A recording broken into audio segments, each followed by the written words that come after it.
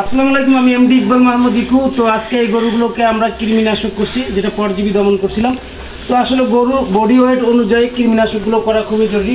কৃমি গরুর শরীরে থাকার কারণে গরুর শরীরের দৈহিক বৃদ্ধি এবং মাংস বৃদ্ধি কমে যায়। তাই আপনারা সবসময় গরু থেকে কৃমি মুক্ত রাখার চেষ্টা করবেন ট্যাবলেটের মাধ্যমে এবং ইনজেকশনের মাধ্যমে।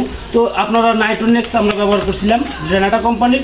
এটা ওজন অনুযায়ী ব্যবহার করবেন, মন প্রতি 1.5 মিলি বা 2 মিলি ব্যবহার করতে পারবেন। তো ভালো থাকবেন, সুস্থ থাকবেন, আল্লাহ হাফেজ।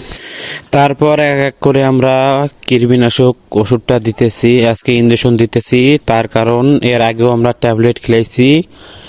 ট্যাবলেট খেলার পর কিছুদিন পর 1-1.5 মাস পর এখন আমরা ইঞ্জেকশন দিতেছি। রাত্রেবেলা ইঞ্জেকশন দিলে গরু সবসময় সুস্থ ও ভালো থাকে।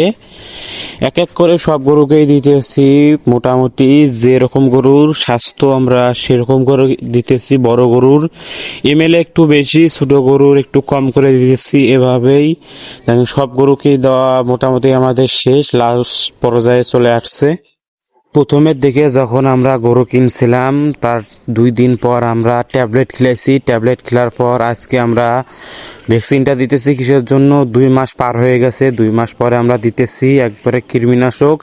এটা দেওয়ার কারণে পেট আর ফাঁপবে না, গরুর স্বাস্থ্য বাড়বে। সামনে আসতেছে শীতকাল, শীতকালে তো কোনো সময় গরু বাড়ে না, তার জন্য আগেই কৃমিনাশক, খোরের ভ্যাকসিন এগুলো আমরা আগে দিয়ে নিতেছি, যদি শীতকালে আমাদের কোনো গরু সমস্যা না দেয়। তার কারণে আমরা অতি তাড়াতাড়ি অতি শীঘ্রই সব কিছু দিতেছি ভালোভাবে। যদি দেখেন এখন এই পাশে গরুগুলোকে দেওয়া শেষ, মোটামুটি সব গরুকেই দেওয়া শেষ। বাড়িতে আসিল, বাড়িতেও দিছি। আমরা ছাগল আসিল কিছু, ছাগলকেও দিছি। সব গরুকেই দেওয়া লাগে বলে তারপরে এই গরুকে দিলাম।